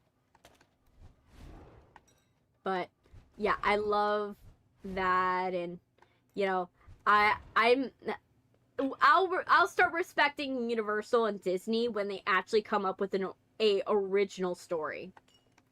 When they come up with an original story and they let their writers have their story be done to the fullest, and we're not like trying to water down their stories, then I will have more respect for them. But currently, I don't have that respect for them. I have more respect for people like Tim Burton. Well, I do acknowledge he did mess up with the Corpse Bride. I will say it. I will say he did mess up the Corpse Bride, because that's a classic Jewish folk tale, and he kind of messed up on that one because it got watered down. But he watered down some of the elements of that story. But I can, like I said, I will stand behind, I stand behind Tim Burton, not for his creative choices, but for his choices of how he gets the process of how he gets things done. Because, and also, I respect him for the people he chooses to employ. He has been doing for years is finding economical ways to do a movie production, like a horror movie production, without spending millions of dollars. You know, he will spend millions of dollars if it's necessary. But he's not like, oh yeah, let's throw millions of dollars at the problem, but not actually effectively use every single dollar and like throw it at this movie. He effectively knows exactly why is he spending that? Where is that money going to? Why did we use this money for this over using it on something else? If we're doing something expensive, are we doing it for a good reason, or are we doing it because we're just wanting to throw a lot of money at the problem? Time for a he has a real logic when it comes to his movies, when it comes to going and financing them, allocating money effectively. He never, on his projects, unless he's one of those directors where rarely you ever hear of him going and asking for more money from the studio. And the studios give him a lot of leeway, and he actually can do a production on a very low budget, and it will come out like if it's one of these high budget projects. That's why I highly respect Tim Burton. Don't like his creative process. Like, don't like his creative process of, you know, what he chooses, but I can respect it. For real, Tim Burton's also king. Corpse Bride was meh, but still respectable. But it wasn't Night Before Christmas claymation, yeah.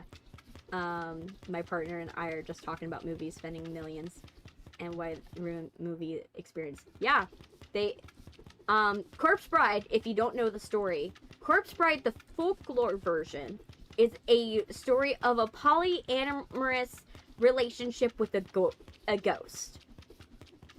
So the ending of the Corpse Bride, Victor's supposed to end up with the ghost and end up with his girl. Because technically he's legally married to both. So in the Jewish folktale, he ends up with the ghost and the girl. And so, but to water it down, they made it to where he ends up with Victoria. But what's supposed to happen is he's supposed to end up with Emily and Victoria, and the deal is that Yes. Yes. Read the original folktale. You will be so disappointed. It's so progressive. It's so progressive. It's an old folktale, but it's so progressive for when it came out. Progressive for, you know, what the story was supposed to be. You know, from the original mythology of it. Because it's an actual Jewish folktale. And so what happens is that the same thing starts. Man goes into forest to practice a proposal for his girlfriend in the woods, right? What happens is he accidentally, that proposal ends up being, you know, honored by the spirits of the forest, and to be married to this ghost that wanders this ghost witch that wanders the forest. In order to not bring hardship and bad luck to the family, they make a deal for him to be married to both the ghost and his wife. And the wife will let him spend half the year with the ghost and half the year with the wife. And so technically, he's married to two women, and the two women know about each other. They're fine with it. They're fine with the fact that you know, technically they're in a three-way marriage, and they're cool with it. You know, that's literally what the corpse bride's supposed to be. You know, like I'm definitely like simplifying it a little bit. Don't get me wrong, I am. But yes, that's how the corpse bride folktale is supposed to be. So, yeah, that's why it's a shame why I say it's a shame that Tim Burton didn't actually do the original folktale, like, to its fullest, because it would have been so cool to do that story. Like, I understand why, from a perspective of, okay, these producers that are my distributors are going to most likely build this as a children's animation. I don't have control over that. And so I have to fit into the values that they're forcing me at the time. They're forcing me to adhere to. And so I have to make this film, while the story is progressive, be something that is not as progressive. Like, I understand from, like, a logistical standpoint. He probably understood, okay, like, marking this is gonna, it's not the problem of I don't want to do the story, is that if I make this story the way that it is, will my distributors of the movie actually put it in theaters? Because that's the thing. You can make a movie all day, but the person that is going to determine whether your movie stays, you know, goes and meets the public or not, is the person that is the CEO of these distributing companies. And so, while I can't confirm that's the answer, because I doubt Tim Burton will ever say that that's the answer, I think that was what the answer was, and why. Because knowing the culture around what people were thinking about in Hollywood, right, and the type of stories that were allowed during the early 2000s, right, the type of stories that were allowed and type of things that were allowed, I can't imagine that was probably what happened. Because we're getting, right now, studios are allowing a lot more stuff because they're realizing there's a lot more public outrage around it. But back then, in the infancy of the internet, they could be as conservative as they were, and there wouldn't be as many consequences.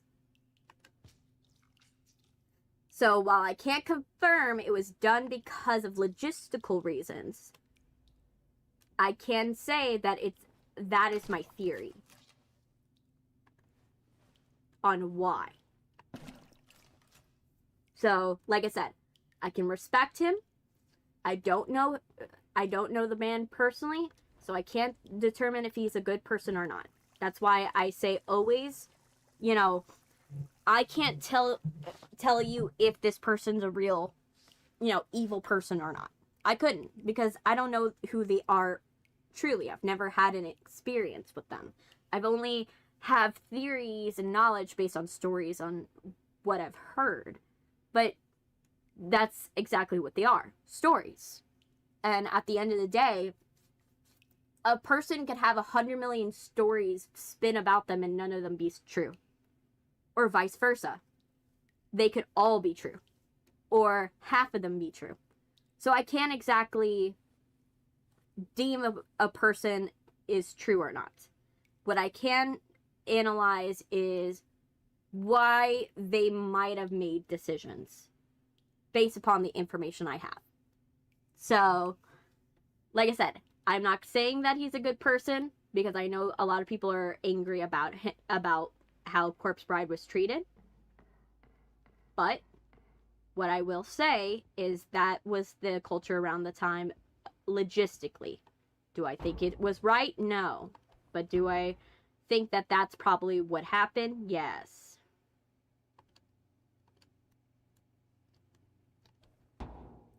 Your theory makes total sense. Yeah.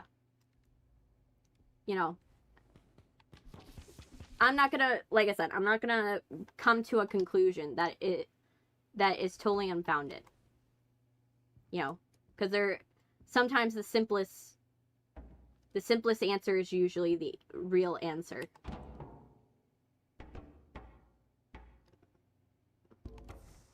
There. But yeah. But that's what my thoughts around them. Another one that I respect writing, another person I respect, Diablo Cody. She is a wonderful writer. She is the writer of Lisa Frankenstein, Juno, and Jennifer's Body. Her writing is so good when it comes to scripts. She has really good script writing. She's just a phenomenal writer, and she knows how to write a story where you're telling the story, but you have interwoven themes, like different themes going on, and you're telling multiple stories in one, and multiple different ideas in one, and make it all cohesive. And I think that's such a wonderful thing. And like, she's just so good. Like, I have so much mad respect for her after I read her writing. I read her writing the script of Jennifer's Body. I had so much respect for her. Because there's a lot of moving parts in that movie. And I say this a lot about Jennifer's Body, but please read the script. Please read the script. Like, she does a lot of good things with that script. Watch the movie. It's also good. Jennifer's Body was underrated when it came out. It was underrated because it wasn't her fault. The sad part about Jennifer's Body is that she encountered what I had theorized with Tim Burton. Her movie is the equivalent of what happens when a distributor decides to market your film to the opposite audience that you should have been. Remember how I said Tim Burton that Tim Burton wouldn't have not movie if he did it progressively? It wouldn't have worked out because while he could have, it would not have been marketed to like an adult audience. if he had done it that way, because it was an animated film and they had that stigma of animated films were for children. Same thing happened to Jennifer's Body. Jennifer's Body, she made the movie for young girls. She made it the movie for girls and women. Right? It's a celebration of women. And what happened was the distributor saw, oh, she casted Megan Fox as one of the leads. She casted Megan Fox as one of the leads, and Megan Fox is like sexy in this role, and she's topless in some scenes and all that stuff. They saw that and not what the movie's actually about, and they decided to market it to young boys. And when they decided to market it to young boys, of course, in the test screenings, it's not going to go well, because when the boys see that she's eating them, you know, it's not going to go over as good. And that's what happened. They did the test screenings. When it was shown to women, it was a massive success, which was the target audience. But when it was shown to men, it wasn't that. And they wanted to market this to men. That's why the promotional pictures, while she's in a less revealing cheerleading outfit, she's in the flat color guard, actually, technically. She's in the color guard. And she's in a less revealing cheerleading type outfit. In the promotional posters, she's in a revealing, cheerleading uniform. Like, look back at Jennifer's Body and actually watch the film. Look at the difference between the cheerleading outfit that they used in the marketing material and the outfit she wore in the marketing material compared to what she actually wears in the film. While, yes, Jennifer does have topless scenes, she's pretty modest. She's wearing stuff that would not get her too, it doesn't seem like she would get, she could get dress coded, but it's not like, oh my gosh, her boobs are exposed. You know what I mean? Like, she has a rash guard on the top of her shirts that's covering her cleavage. She doesn't have cleavage showing until she's actually murdering the boys. So that's literally what happened to it. And it's so tragic with that one, because it didn't, it would have been one of these movies that is regarded as this cultural success. It would have been a cultural success as big as, and a monetary success as big as Juno was. But it was just shown to the wrong audience because of the producers of the time. And that's the tragedy. Your movie could be the best movie out there, but if it's shown to the wrong audience, no one's going to respect it. And unfortunately, that was what happened with that movie, and why a lot of producers were afraid to do a lot of things in the past. That's why while I don't condone what they did, I do acknowledge the reason why. I do acknowledge that could have been a reason why they might have not done that.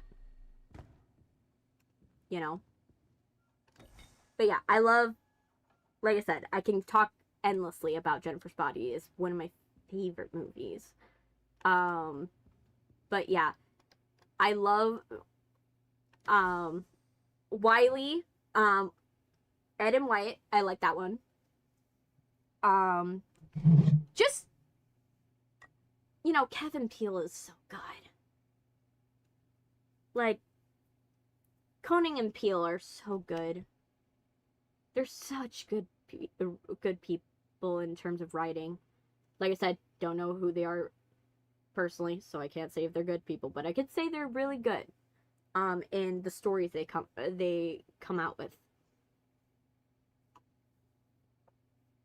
And I love the decision that they made, and the team that did Wyatt and Wendell made that. When they made Coraline, they felt bad that they painted out the face mask lines, because if you know Coraline, they had molded different faces, like different eyes and different things that they would snap onto it, onto these models, so they would have complex emotions. But in editing, they had to paint out the lines, and when they look at the film today, they kind of feel bad that they did that, because it's kind of like erasing like the maker's mark, like the glass blown kiss from your own art, because that's something where that was the human touch. You lost the human touch of that piece, and so they felt so bad about it. So for Wyatt and Wendell, they decided to keep the face lines. And I really respect that. I really respect it, and I think that, I think that should be encouraged. I really like when people keep very human things into their projects, because it reminds people that a movie works when it's not just one person. Hey, Xavier. Yeah, I haven't seen you in a minute. How you doing? Welcome. But a movie is something when hundreds of people come together and everything goes right. 100 people have to make the right decisions in the right moments at the right time. And it's incredibly hard when that happens. It's incredibly hard to make that happen. It's not easy to make it easy. You're doing pretty good? That's wonderful. But yeah, it's not easy to make a movie. People are like, oh my gosh, how did they not do this decision? Oh, why did they not film this or stuff like that? A lot of things have to go correctly. Sometimes not all of it goes correct. And so I find it sad that people forget that it's a very human experience. That movies are a human experience. So, what you been up to, Xavier? Why have you been out? What you been up to? Oh my gosh, my nose itches. I hate when my nose itches. It's like the tip of my nose. And it's so annoying.